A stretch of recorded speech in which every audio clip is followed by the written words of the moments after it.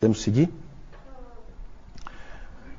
Então tá, vamos falar dos pais da igreja primitiva. Na verdade, a gente já vem falando dos pais desde o início, mas eu queria agora dar um apanhado geral sobre os pais. Quem são os pais? Quem são os pais da igreja primitiva?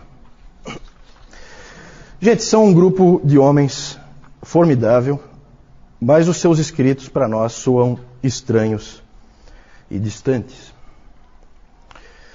Existe uma coleção, uma das coleções de escritos dos pais, ela tem 400 volumes e mais de 100 mil páginas. O Dr. David Calhoun fala que o professor dele, quando ele estudou no Princeton Seminary, o professor dele disse que era para eles irem para a biblioteca e ficarem parados na frente da coleção, que tem uma lá, com os 400 volumes, e aí ali eles se humilharem diante daquilo que estava ali na frente deles.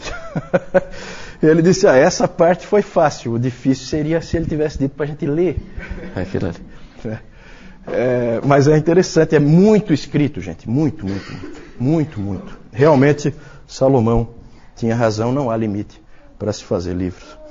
E foi importante tudo isso que eles escreveram. Muito mais conhecida é uma outra coleção, que inclusive circula na internet, talvez algum de vocês já tenha a possibilidade de ter visto, porque isso aí tudo evidentemente é domínio público, com 38 volumes, bem mais modesta, né? 38 volumes, dividida em pais antinicenos ou pré-nicenos, nicenos e pós-nicenos. Então, os pais que vieram antes do Concílio de Niceia, os que pegaram aquela época do Concílio de Niceia e os que vieram depois do Concílio de Niceia. Eles são famosos, esses pais, mas eles são pouco conhecidos. Por que eles são pouco conhecidos? Primeiro porque eles são difíceis de ler. Eles são extremamente prolixos. O que a gente escreveria numa página, eles vão levar umas 6, 7. Depois os puritanos vão fazer isso de novo, né? Gostam de escrever. E eles sempre fazem digressões. Sabe o que é digressão? Digressão é quando eu começo a falar um assunto, eu faço muito isso, tá? Quando eu começo a falar um assunto, e daqui a pouco eu já estou falando um outro assunto e eu não concluí o primeiro. E aí eu vou para um terceiro assunto e eu não concluí nem o primeiro nem o segundo. Isso são digressões. E eles fazem essas digressões. Às vezes eles começam com um assunto, daqui a pouco eles já vão para outro. No Novo Testamento tem alguém que faz esse tipo de coisa, né? Um dos motivos que os estudiosos creem que o livro de Hebreus não foi escrito por Paulo, apesar de alguns acharem que foi escrito por Paulo, e ele foi colocado na Bíblia como um escrito de Paulo, né, pelo posicionamento. Um dos motivos que faz com que as pessoas creiam que não foi escrito por Paulo é porque o livro de Hebreus não contém digressões, e Paulo fazia digressão sempre. A hora que ele fala de Jesus Cristo, ele esquece do que ele está falando. É impressionante.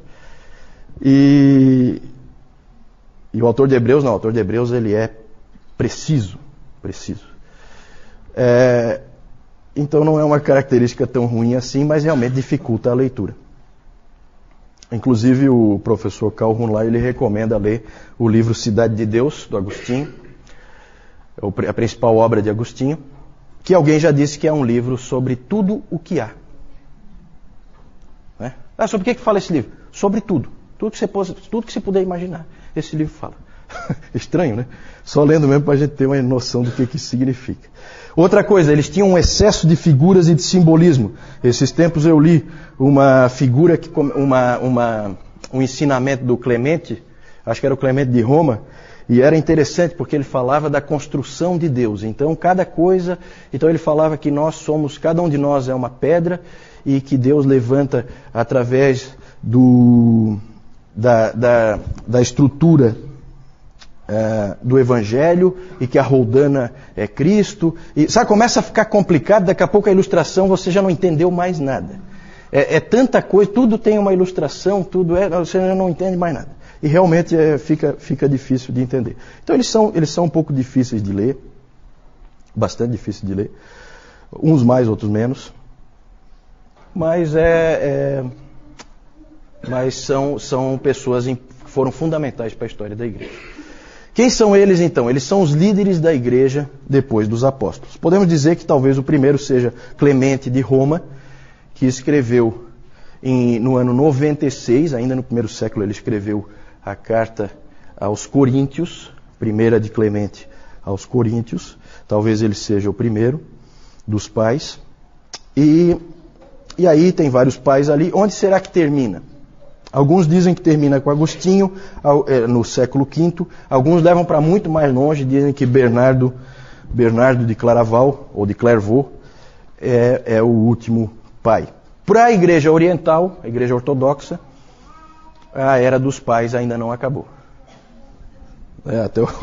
É engraçado que o Dr. Kalman, ele fala de um patriarca, acho que de Constantinopla, que estava lá no seminário.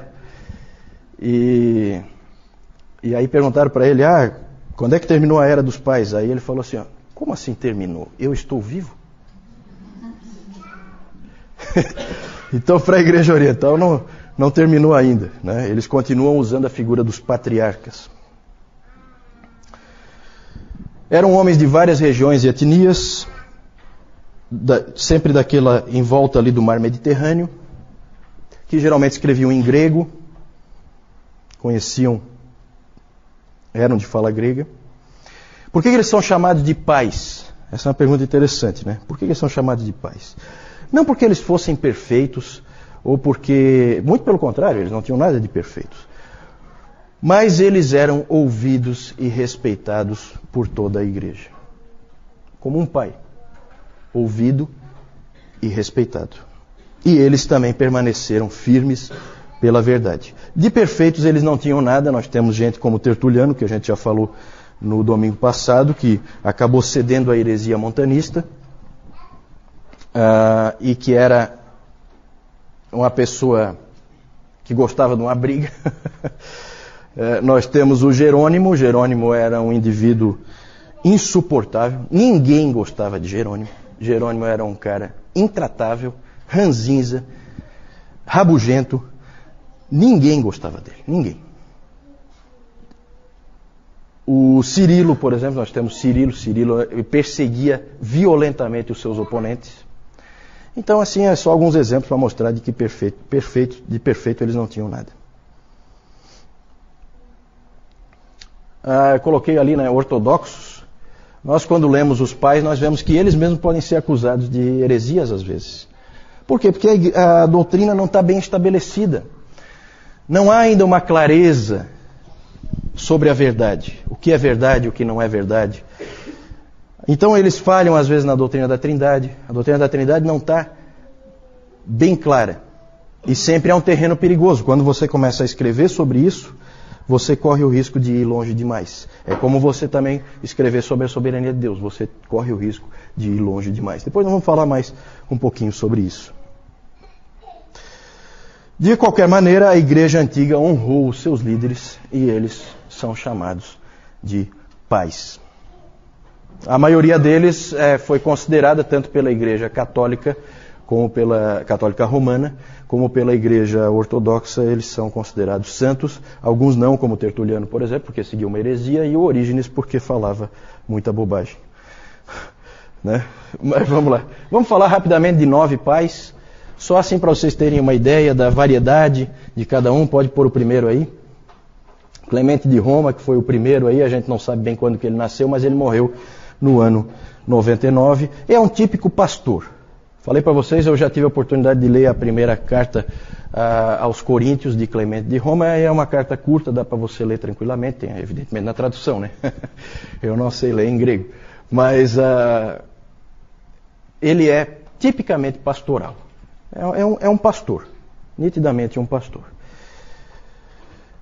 Próximo, Policarpo. Aí nós vamos colocar mais ou menos em ordem cronológica, e todos esses pais aí são do 2º, 3º século. 1º, 2º, 3º século, que é mais ou menos onde a gente está. Não conseguimos avançar ainda. Hoje nós devemos entrar no 4º século. Policarpo nós já falamos, nós falamos do martírio dele, lembram? Ele foi bispo de Esmirna, conheceu pessoalmente o apóstolo João, isso é sempre uma coisa muito interessante. Ele foi discípulo de João, ele aprendeu com João. Isso é uma coisa bem marcante. E ele é famoso por aquelas palavras que ele disse quando ele foi martirizado. Famosas palavras: 86 anos eu servi ao Senhor e Ele nunca me falhou. Como poderia eu negar a Cristo, meu rei. E aí ele foi, vocês se lembram, ele foi condenado a ser queimado e o fogo não pegou nele, né? Teve que depois ser morto com uma espada, porque formou uma célula, o fogo envolveu uma célula em torno dele e ele não queimou. Próximo, Justino Mártir. Lembram onde é que a gente encaixou Justino Mártir? No domingo passado, alguém lembra? Nos apologistas, isso mesmo, Débora. Nos apologistas. Justino Mártir foi o principal apologista, é considerado principal apologista pelo fato de ter defendido a fé tanto contra os judeus como contra os pagãos. Ele, como o próprio nome já diz, Justino Mártir, dá para ter uma ideia de como é que ele morreu. Ele foi martirizado, senão o nome dele não seria esse, né? Ele tinha uma escola em Roma. Onde vinha muita gente aprender com ele, né? Lembrem-se que Paulo, lá em Atos, já aparece essa ideia das pessoas virem na casa do mestre e aprenderem com ele. O Justino Mártir tinha uma coisa parecida. As pessoas vinham e aprendiam com ele. Um dos alunos do Justino Mártir é esse seguinte aí, pode passar, Tassiano. Tassiano veio de longe, veio lá da Assíria. Ele veio para estudar em Roma com o Justino Mártir. Ele era um cristão bastante radical. E ele é interessante porque ele começou a traduzir coisas para o siríaco. Ele escrevia em siríaco. Então começam a aparecer as primeiras traduções da palavra, né? Ele começa a traduzir para o siríaco porque ele foi para Roma, aprendeu com o Justino Mártir, depois voltou lá para a Síria. A Síria é um país que fica ali vizinho de Israel, né? Então logo assim a leste de Israel fica a Síria. Ele escreveu o Diatessaron. Diatessaron é a primeira harmonia dos evangelhos. Você sabe o que é uma harmonia dos evangelhos? Nunca ouviram falar? Hoje, se você quiser, você pode comprar uma harmonia dos evangelhos. O que é a harmonia dos evangelhos? É uma tentativa de fazer uma única história juntando os 4 evangelhos. Colocar cronologicamente os acontecimentos para que feche numa história só. Isso é a harmonia dos evangelhos. Algumas bíblias aí tem, né? Uma harmonia dos evangelhos, mostrando onde tem os textos paralelos, o que é que vem antes e o que é que vem depois. Então ele escreveu o primeiro, que foi o Diatessaron. Próximo, Irineu. Esse Irineu nós já vimos bastante. Irineu, ele é interessante porque ele aprendeu muito com Policarpo, porque ele também é de Esmirna, lá na Ásia Menor, e Policarpo era o pregador e ele ia ouvir sempre o Policarpo, aprendia com o Policarpo, e o mais interessante ainda é que ele se tornou um missionário. Um missionário. Ele é lá da Ásia Menor e ele foi, sabe para onde? Quem é que sabe? Lembra do nome dele? Irineu de Lyon. Onde é que fica Lyon? França. Então ele foi para Gália, porque naquele tempo não existia França. França é um país. Naquele tempo não existiam países, existiam regiões, existiam pequenos reinos, áreas de influência. E ele foi então para Gália como missionário. E é interessante porque ele foi lá para o meio daqueles pagãos, ele saiu do lugar onde era o centro do pensamento cristão, a Ásia Menor, e foi lá para Gália, bastante longe, na Europa, e foi lá pregar aos pagãos. E é interessante porque ele lembra muito Jonathan Edwards, né? Porque Jonathan Edwards, ele foi lá para o meio dos índios, em Stockbridge, e lá no meio dos índios ele escreveu as grandes obras dele. O fato dele estar lá isolado fez com que ele escrevesse muito, e o Irineu foi a mesma coisa. O livro dele, em vários volumes, Contra Heresias, é o nome? Contra Heresias, onde ele atacou o gnosticismo, atacou o marcionismo, ele escreveu lá na Gália. Então é interessante porque ele é realmente um missionário, ele aprendeu a língua do lugar para onde ele estava indo, bem aquele esquema que a gente conhece de missões. Irineu. Próximo. Tertuliano, esse nós já vimos várias vezes. Vimos que ele era bastante radical no seu isolamento do mundo. Ele, na verdade, era um advogado que se tornou teólogo. E algumas pessoas acham que foi bom que ele fosse um advogado porque ele trouxe para dentro do cristianismo uma linguagem um tanto quanto legal, do direito. E outros acham que isso não foi bom. Isso aí há discussões entre os eruditos aí quanto a esse aspecto, se foi bom ou se não foi. Ele é um dos pais mais interessantes de ler, segundo se diz. Já colocamos várias frases dele, então ele tem frases de efeito que são conhecidas até hoje. Vocês lembram, no domingo passado nós mostramos aquela que é bem conhecida, que o sangue dos mártires é a semente da igreja. Então ele tem essas frases de efeito. Então ele é um pai da igreja que é interessante de ler. Um aspecto também pitoresco aí a respeito dele é que ele é famoso por ter criado centenas de novas palavras no latim, para a língua latina. Criou centenas de novas palavras. 509 substantivos, 284 adjetivos e 161 verbos novos. Ele criou. Tem uma palavra dele que todos nós usamos. Quem é que sabe? Pegadinha. Quem souber pode ir embora, não precisa mais vir. Está passado. Está passado. Criação dele.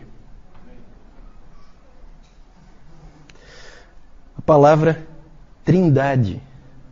Trindade. Tertuliano criou essa palavra. Trindade. Todos nós usamos, né? A palavra trindade é criação dele.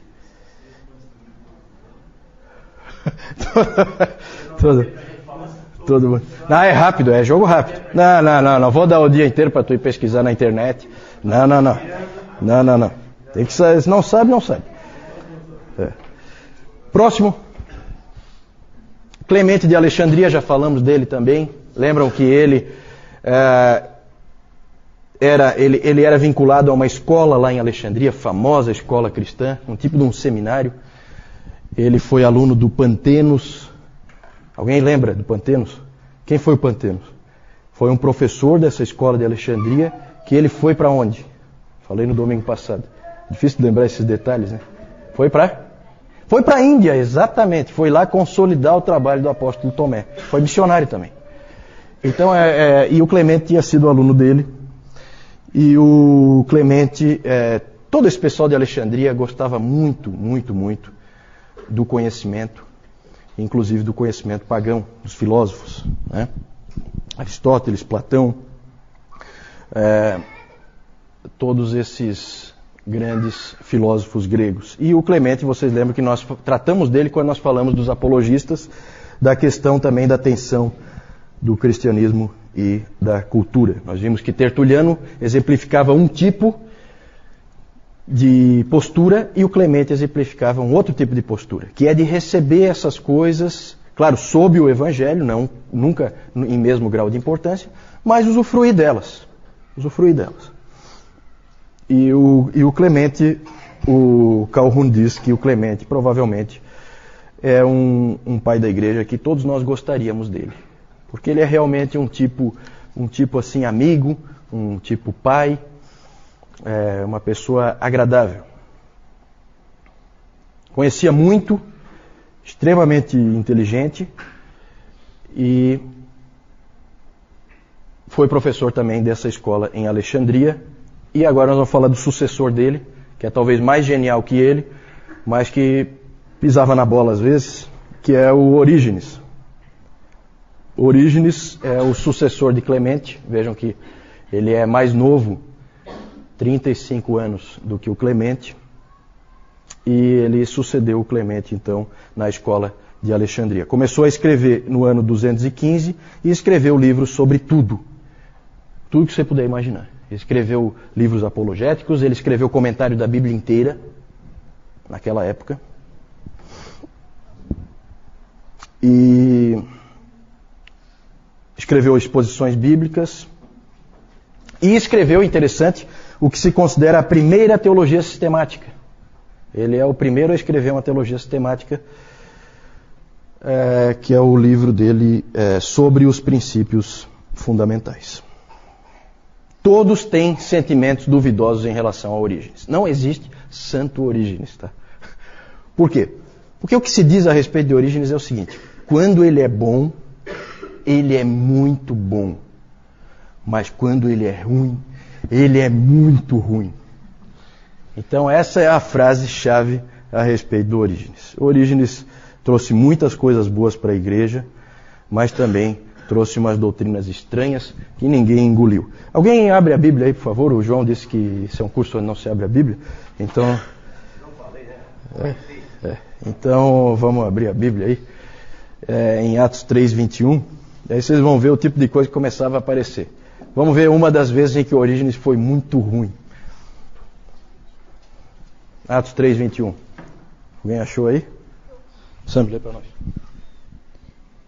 É necessário que ele permaneça no céu até que chegue o tempo em que Deus restaurar todas as coisas, como falou há muito tempo, por meio de seus santos profetas. Obrigado. Até que chegue o tempo em que Deus restaurará todas as coisas. Pronto. Aí o Orígenes. O que significa isso? Significa que todo mundo vai ser salvo. Então ele acabou vindo com uma doutrina universalista. No final todos vão ser salvos, até o diabo. Só que como ele... Olha onde é que o Orígenes vai.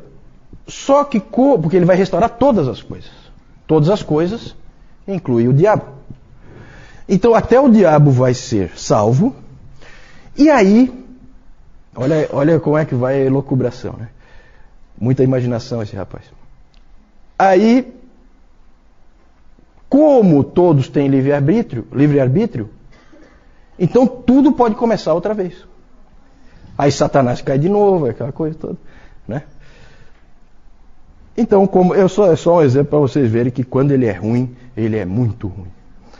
Né? E evidentemente que ninguém engoliu isso aí, graças a Deus. Porque se alguém tivesse engolido... Mas ele não é sempre tão ruim não, tá? Tem que saber separar aí o joio do trigo. Vamos falar do último aí, desses 9 que nós estamos vendo. Eles são muitos, tá? Os pais da igreja. Nós estamos pegando alguns exemplos aí, numa certa ordem cronológica. Cipriano. Esse Cipriano foi bispo de Cartago. Ele é importante porque ele tentou definir o que a verdadeira igreja é. Ele falou muito sobre a igreja. Tem uma frase famosa dele em que ele diz que ninguém tem a Deus como pai se não tiver a igreja como mãe. Né? Essa frase pode ser interpretada de várias maneiras, tá? Essa frase foi citada, essa é uma das frases mais citadas. Até Calvino citou essa frase, tá? Só que cada um cita com uma coisa diferente em vista. Pode passar então, rapidamente aí. Esse Cipriano, ele acabou estando no meio de uma controvérsia que nós vamos falar mais adiante, a controvérsia donatista. Como nós devemos encarar os pais, gente? A Igreja Católica, pode passar aí, a Igreja Católica Romana, e eu já falei no domingo passado que eu não vou usar essa abreviação Igreja Católica, porque a Igreja Católica significa Igreja Universal, e nós vimos que a Igreja Universal é a Igreja invisível. Então eu sempre vou falar não do catolicismo, mas do romanismo. O catolicismo romano e a ortodoxia oriental veneram os pais. Tem eles como santos, certo? Essa é uma posição errada. De santo eles não têm nada. Já deu para perceber. É só olhar para a história deles e você vai ver que eles não têm nada de especial. Eles são cristãos. Isso eles são. São santos nesse sentido, mas santos no sentido que essas igrejas creem que algum santo deve ser, com certeza não são. E os protestantes têm uma tendência de ignorá-los. Eles acham que esses pais são da Igreja Católica. Né? Gente, isso aí é uma igreja única, não existem várias igrejas. Aqui não existem várias igrejas, existe uma única igreja. Qualquer igreja cristã que exista, vem daí. Aqui é a origem comum. Depois vai ter bifurcações. Ainda não. Ainda não. Então, os protestantes têm uma tendência de ignorá-los. O meio reformado dá uma colherzinha de chá para Agostinho, eles gostam do Agostinho e tal, mas fica nisso, né? É só o Agostinho e olha lá. Quem não é do meio reformado, ignora praticamente todos eles, e essas igrejas mais modernas aí nem sabem que houve alguma história da igreja, né? Normalmente. Pode passar? Qual é a posição adequada? A posição adequada nossa deve ser a seguinte: nós devemos olhar para eles como seres humanos que estavam algumas vezes errados, mas que foram frequentemente guias fiéis e que sustentaram a igreja e que colocaram a igreja no caminho certo e que foram usados por Deus para isso. Ok? Pode passar? Vamos ver aí então as figuras de alguns deles. É claro que essas figuras sempre são da arte, não existe fotografia, não existe nada disso. Provavelmente eles eram bem diferentes do que aparece ali, mas é interessante para a gente ver, né? Clemente de Roma, evidentemente, como Clemente de Roma foi um presbítero em Roma, e o principal presbítero em Roma, ele é chamado hoje de santo. E o que mais? Que característica foi dada depois para todos os bispos de Roma? Papa. Então você vai ver, Papa Clemente I. Né? Eu tenho certeza que ele abominaria esse título, mas é dado, né, a ele. É interessante porque, depois nós vamos falar, mas o catolicismo romano é engraçado, porque Pedro provavelmente não tem nenhum registro de que ele tenha sequer sido um presbítero em Roma. Ele era apóstolo, ele circula pelas igrejas. Ele não é um dos presbíteros. Então ele não é bispo de Roma, então ele não é o primeiro papa. Mas é aquela coisa, força-se, né? Na verdade é uma afirmação, essa afirmação de que Pedro foi o primeiro papa não é uma afirmação histórica, é uma afirmação dogmática. Para garantir uma certa doutrina, então se afirma isso contra todas as evidências históricas. Então ali, Clemente de Roma, Policarpo, Justino Mártir, Taciano, pode passar, Irineu, Orígenes e Cipriano, são os 9 que nós falamos, né? Eu não sei onde é que... A pergunta é sobre onde estão os escritos dessas pessoas. Na verdade, existem cópias, né? Como todos os livros antigos, existem cópias. E as cópias são muitas. Então você tem em vários lugares. O acervo do Vaticano deve ter cópias também. Alguns têm cópias mais antigas, outros têm cópias mais recentes. A maioria dos manuscritos antigos estão na Inglaterra. Já houve tempo em que a Inglaterra foi dona do mundo. O sol não se punha sobre o reino da Rainha Vitória.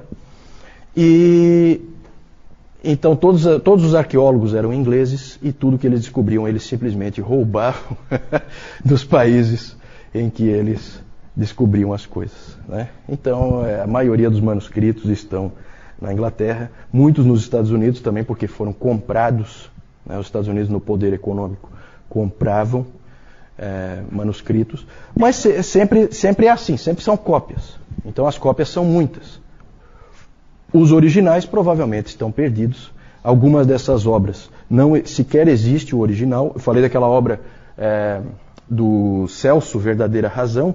Essa obra foi reconstruída, 90% dela, só com as citações que o Orígenes faz daquela obra. A obra mesmo não existe. Não se encontra a obra. Então isso aí são tudo recursos históricos que se usam para reconstruir livros antigos. Uma das grandes perdas que nós falamos no domingo passado foi exatamente a queima da Biblioteca de Alexandria, porque certamente ela teria cópias de todos esses manuscritos.